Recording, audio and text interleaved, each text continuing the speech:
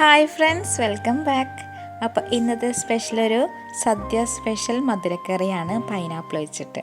അപ്പോൾ ഇതെങ്ങനെ ചെയ്യണമെന്ന് നോക്കണ്ടേ? അപ്പോൾ എൻ്റെ ചാനലൊന്ന് സബ്സ്ക്രൈബ് ചെയ്ത് സപ്പോർട്ട് ചെയ്യുന്ന പ്രതീക്ഷിക്കുന്നു. വീഡിയോ ഇഷ്ടമെങ്കിൽ ലൈക്ക് ചെയ്യാനും മറക്കരുത്. ഇവിടെ ഒരു പഴുത്തൊരു പൈനാപ്പിൾ ചെറിയ കഷ്ണങ്ങളായിട്ട് അരിഞ്ഞെടുത്തിട്ടുണ്ട്. കൂടാതെ ഒരു ഏത്തപ്പഴമാണിത്, അതും ചെറിയ കഷ്ണങ്ങളായിട്ടാണ് അരിഞ്ഞേക്കുന്നത്. പിന്നെ കുറച്ച് കറുത്ത മുന്തിരിങ്ങ, പിന്നെ വേണ്ടത് കുറച്ച് തൈരാണ്. പിന്നെ തേങ്ങ ചിരകിയത് ഒരു കപ്പ് എടുത്തിട്ടുണ്ട്. ഒരു 3 വെളുത്തുള്ളിയും ചെറുജീരകത്തിൻ്റെ പൊടിയാണ് ഞാനിവിടെ ചേർത്തേക്കണത്. അപ്പോൾ നമ്മൾ പഴവും പൈനാപ്പിളും വേവിക്കാൻ വെക്കുക ആദ്യം. അതിലേക്ക് ഒരു 4 പച്ചമുളക് കീറിയിടുക. വലിയ പച്ചമുളകൊക്കെ ആണെങ്കിൽ 2 എണ്ണം മതി കേട്ടോ. ആവശ്യത്തിനുള്ള മഞ്ഞൾപ്പൊടി ഇടുക.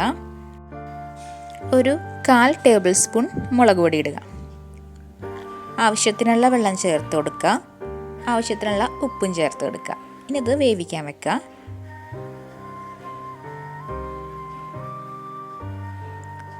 നമ്മളിനി തേങ്ങ ഒന്ന് മിക്സിയിലിട്ടൊന്ന് അടിച്ചെടുക്കാൻ പോവാം. കൂടാതെ ഞാൻ ഇച്ചിരി മഞ്ഞൾപ്പൊടിയും കറിവേപ്പിലയും ഇട്ടിട്ടുണ്ട്. തൈരും കൂടി ചേർത്ത് വേണം അരച്ചെടുക്കാൻ. അപ്പോൾ നമ്മുടെ പൈനാപ്പിളും പഴവും നല്ലോണം വെന്ത് ഉടഞ്ഞിട്ടുണ്ട്.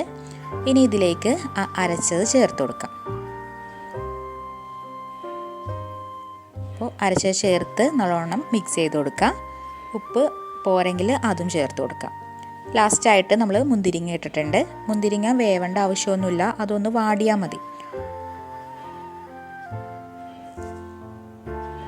ഇനി അവസാനത്തെ സ്റ്റെപ്പ് കടുകും കറിവേപ്പിലയും താളിച്ചിടുക.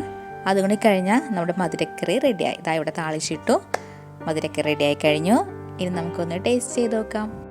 അപ്പോൾ നല്ല മധുരമുള്ള പൈനാപ്പിളും പുളിയില്ലാത്ത മുന്തിരിങ്ങ ഇടാൻ ശ്രമിക്കുക.